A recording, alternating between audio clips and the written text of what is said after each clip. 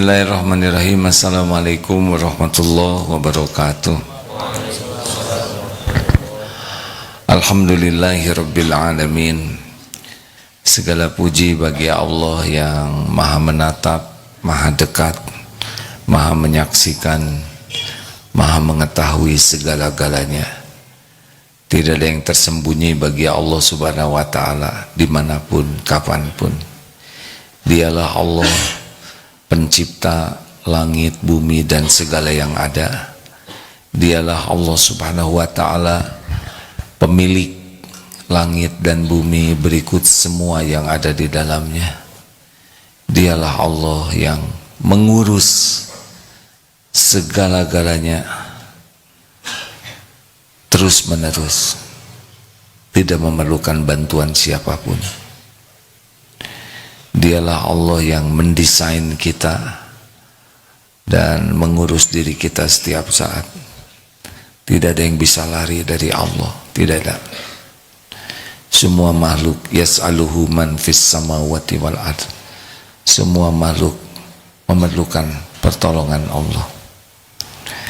Berbahagialah bagi yang diberikan nikmat yakin kepada Allah, karena surga dunia ada pada keyakinan dan ketaatan. Tidak ada bahagia tanpa keimanan dan amal soleh. Allahumma salli ala sayyidina Muhammadin wa ala alihi wa ashabihi ajma'in. Allahumma hdina li ahsanil akhlaq. Ya Allah, tunjukkan kepada kami akhlak yang baik. La yahdina li ahsaniha illa anta. Tiada yang dapat menunjuki kami kepada kemuliaan akhlak selain Allah. Hadirin sekalian, hidup di dunia hanya sekali, sebentar, belum tentu panjang umur. Tidak ada jaminan umur kita panjang. Meninggal tidak harus tua. Kapanpun, bila sudah waktunya tiba, pasti kita meninggal. Allah merahasiakan ajal kita agar kita selalu siap setiap saat.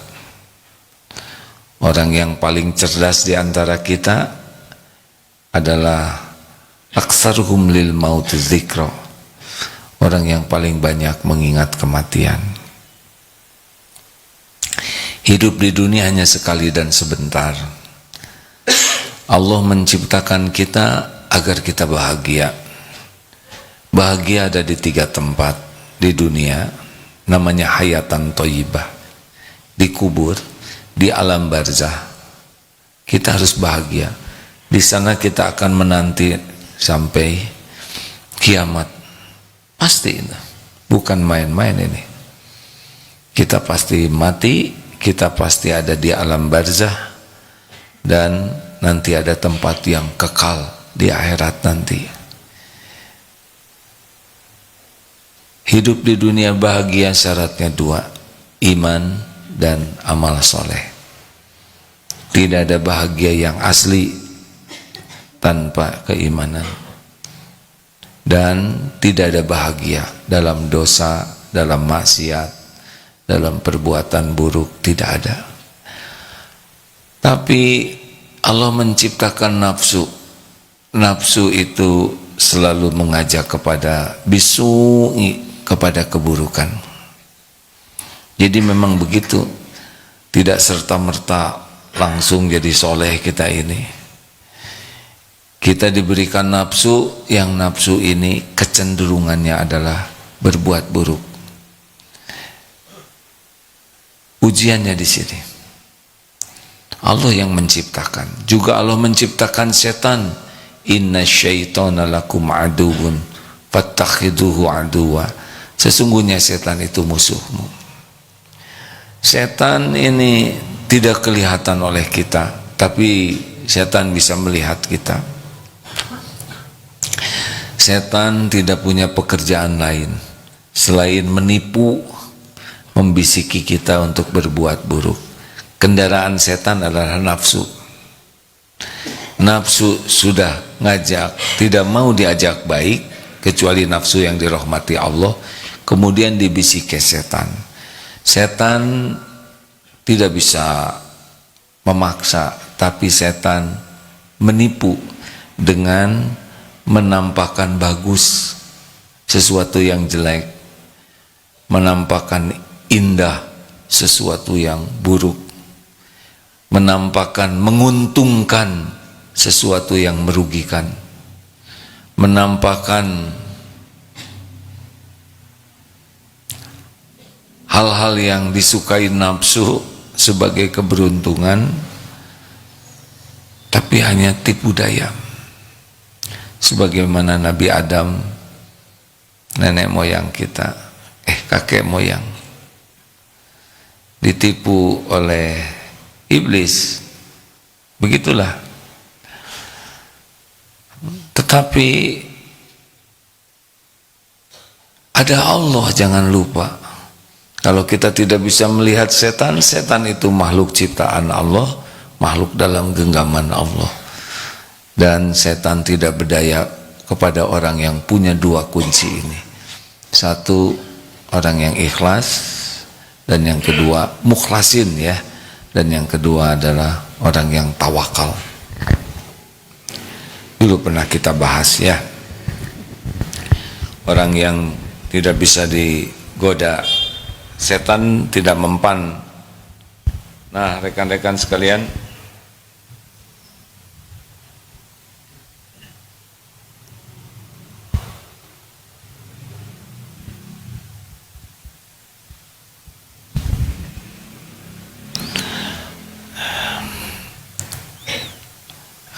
judulnya tidak ada sinyal ya. Baik, karena kita tidak tahu kapan akan meninggal, kita harus siap. Setiap waktu kita harus siap. Jadi rumusnya sederhana. Hidup di dunia bahagia dengan amal soleh, meninggal husnul khotimah ketika beramal soleh, betul? Di kubur kita bisa menikmati dengan bekal amal soleh, masuk surga dengan rahmat Allah. Tidak ada orang masuk surga karena amalnya, orang masuk surga karena rahmat Allah, hadiah bagi yang beramal soleh. Syarat amal soleh ada berapa? Dua saja. Satu, niatnya ikhlas. Yang kedua, caranya ittiba kepada Rasul, artinya caranya benar. Jadi tidak ribet hidup ini. Tidak ribet ya. Nah, banyaknya orang ribet. Kenapa? Karena tidak ikhlas dan tidak serius kepada yang disukai Allah. Gimana tentang dunia ini? Dunia ini sepenuhnya milik Allah. Rezeki sepenuhnya milik Allah. Hanya Allah pemilik dunia berikut isinya. Hanya Allah yang mengatur rezeki. Tidak ada datang secuil pun karunia kecuali Allah yang memberi. Wa ma bikum min ni'matin faminallah. Jadi jangan risaukan apa yang sudah jadi janji dan jaminan Allah, tapi risaukanlah kalau kita tidak termasuk orang yang layak dijamin oleh Allah. Jelas tidak hadirin? Coba dipetakan ya, seperti masalah ini kan. Saya tidak nyebut ini wajah bermasalah ya, tapi ini wajah yang mengandung bukan mengandung masalah. Hidup kita ini pasti diuji terus. Ini hidup ini ujian. Hidup ini ujian sepenuhnya. Tapi semua masalah kita itu sepenuhnya ada dalam pengetahuan Allah. Tidak ada satupun masalah yang kita jalanin yang Allah tidak tahu. Allah, innallaha bikulli syai'in alim. Allah maha mengetahui segala-galanya. Tidak ada satupun masalah yang kita alami yang Allah tidak tahu. Pasti Allah tahu. Kenapa? Karena terjadinya juga dengan izin Allah. Bagaimana Allah tidak tahu sesuatu yang Dia izinkan? Allah tahu keadaan kita, lebih tahu daripada siapapun, lebih tahu daripada kita sendiri. Jadi masalah itu tidak bahaya. Masalah kita sepenuhnya Allah tahu, masalah kita terjadi dengan izin Allah, masalah kita pun hanya bisa selesai dengan pertolongan Allah. Jadi yang jadi masalah bagi kita bukan masalahnya, yang jadi masalah bagi kita layak tidak kita ditolong oleh Allah. Jadi pikiran kita tuh jangan sibuk saya harus menyelesaikan masalah, tapi saya harus sekuat tenaga menjadi orang yang layak ditolong oleh Allah. Siapa yang bisa menolong kita selain Allah? Tidak ada. Tidak ada. Apa yang bisa kita lakukan kalau Allah tidak nolong? La haula wala quwata illa billah. Ini penting pikiran ini ya. Seperti menghafal. Kita tidak bisa hafal tanpa izin Allah. Kita ingin nilai bagus, tidak bisa tanpa pertolongan Allah. La haula wala quwata illa billah itu tidak hanya pada masalah duniawi, tapi untuk taat saja kita tidak bisa. Ini untuk duduk di masjid, datang ke masjid, sholat, ini tidak mungkin kecuali dengan pertolongan Allah. Menghindari dosa, maksiat, mata supaya tidak zina, mulut supaya tidak bicara sembarangan, itu tidak bisa kecuali Allah yang nolong. Jadi sepenuhnya kita harus minta pertolongan kepada Allah. Jelas hadirin? Nggak ada yang jawab.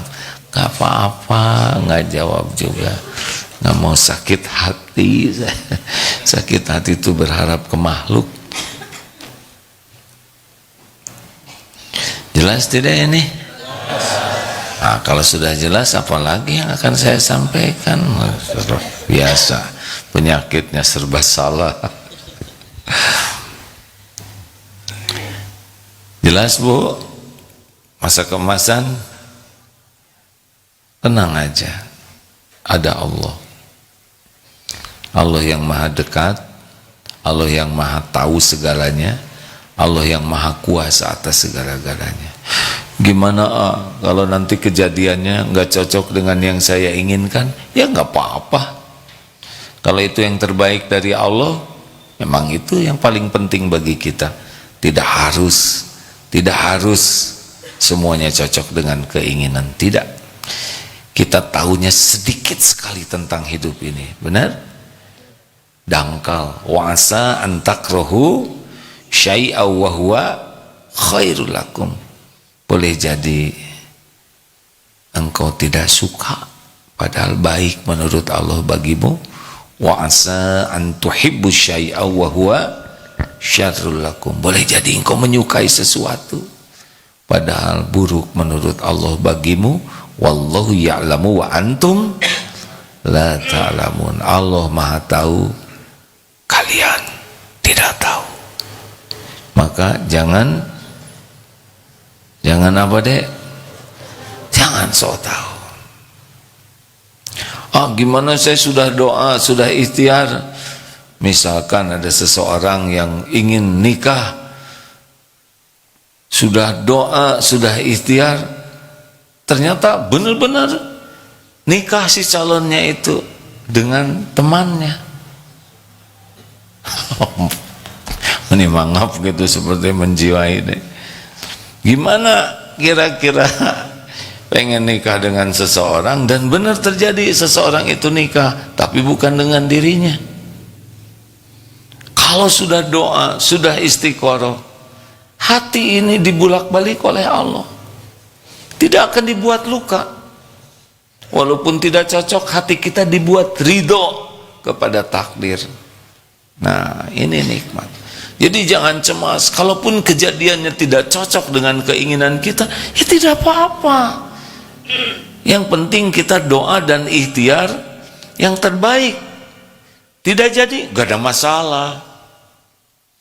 Mau beli rumah misalkan, 5 menit yang lalu ada yang beli, ya sudah gak apa-apa. Tidak harus punya rumah itu. Mau masuk kampus keinginan kita, ternyata waktu ujian kita mules, ya nggak masalah. Wah, gara-gara mules saya jadi nggak keterima. Enggak, memang saudara nggak akan keterima, makanya dibikin mules. Kalau kita paham tentang bagaimana hidup ini, jadi nggak stres. Nah, apa yang harus kita lakukan? Yang penting sekarang memperbanyak doa, lalu sempurnakan ikhtiar. Kalau mau akhlak baik, ini beberapa doanya ya.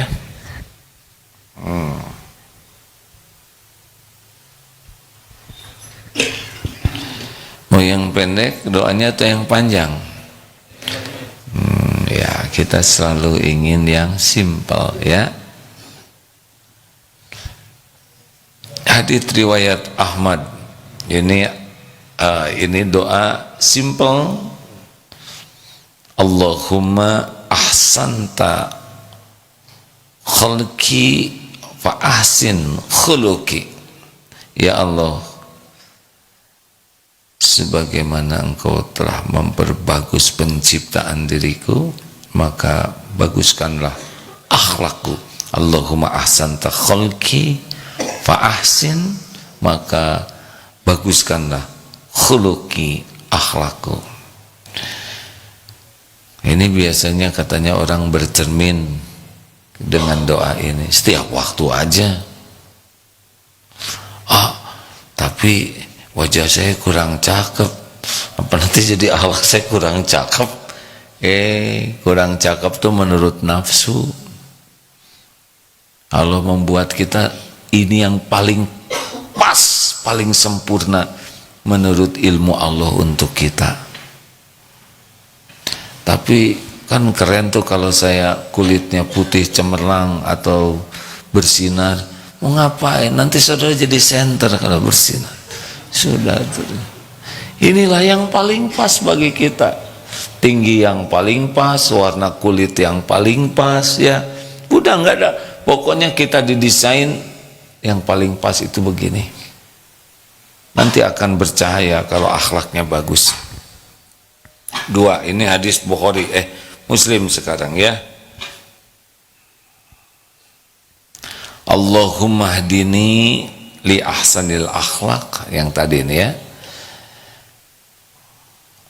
Allahumma ya Allah, Allahumma hdini li ahsanil akhlaq la yahdi li ahsaniha illa anta. Ya Allah, tunjukkan kepadaku akhlak yang baik.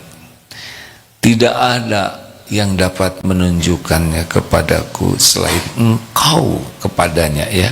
Allahumma hdini li ahsanil akhlaq la yahdi li ahsaniha illa anta. Washrif anni sayyi'aha, dan palingkan dariku kejelekan akhlak. La yasrifu anni sayyi'aha illa anta. Tidak ada yang dapat memalingkannya dariku selain Engkau. Hadis riwayat Muslim. Coba udah apa belum? Allahumma hdini li ahsanil akhlaq la yahdi li ahsaniha illa anta. Illa anta ya, bisa tidak disebutkan. Illa anta.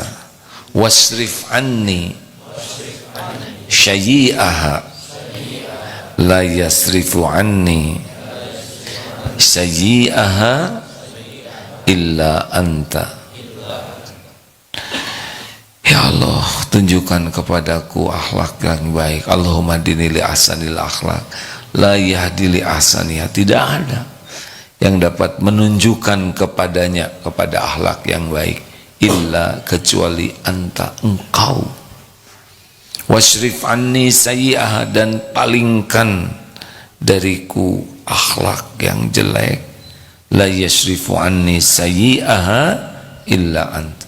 Tidak ada yang dapat memalingkannya selain engkau. Jadi jangan cuma minta uang aja, tapi minta diberikan akhlak yang baik.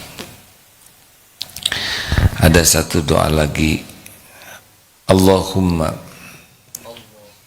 maksudnya ikuti, Allahumma inni a'udzubika min munkaratil akhlaq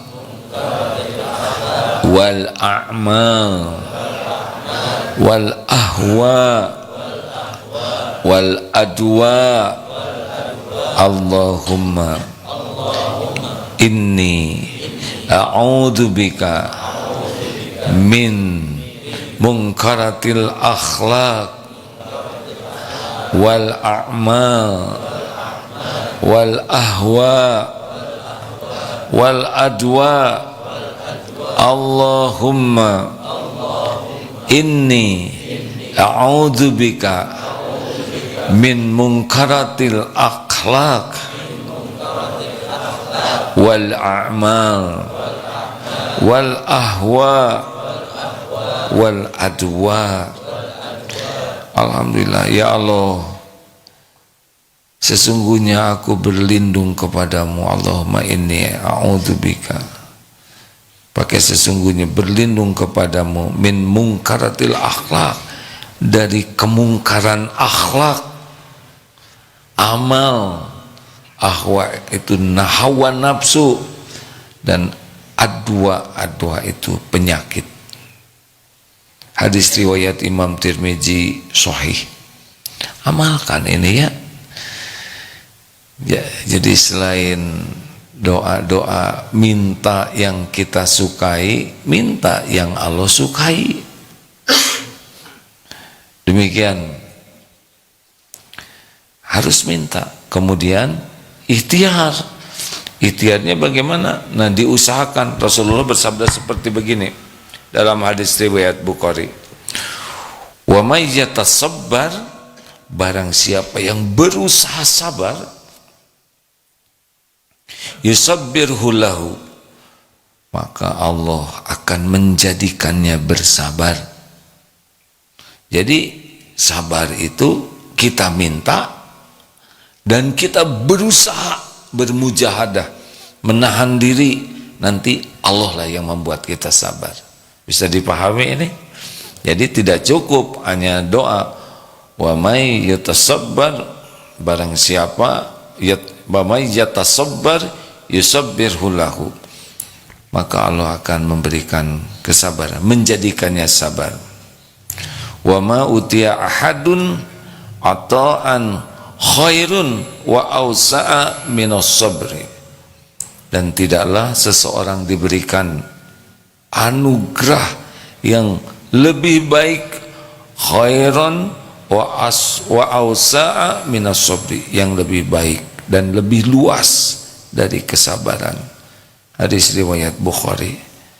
Jadi harus digabungkan antara kekuatan kesungguhan berdoa dengan mujahadah untuk sabar.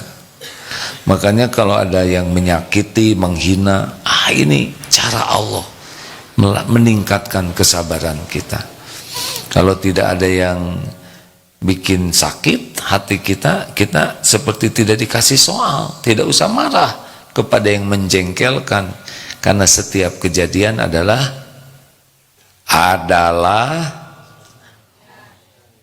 ujian.